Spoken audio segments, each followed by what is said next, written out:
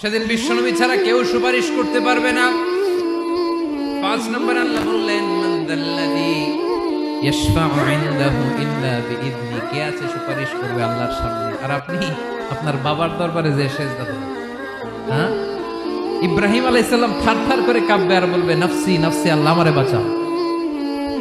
মুসা আলাইহিস সালাম থারথার করে কাঁপবে, আল্লাহ নাফসি নাফসি, আমারে বাঁচাও। আর আপনি পীরের দরবারে যে সেজদা দেন। কোথায় আছেন আপনি? খবরদার, কেউ বাঁচাতে পারবে না।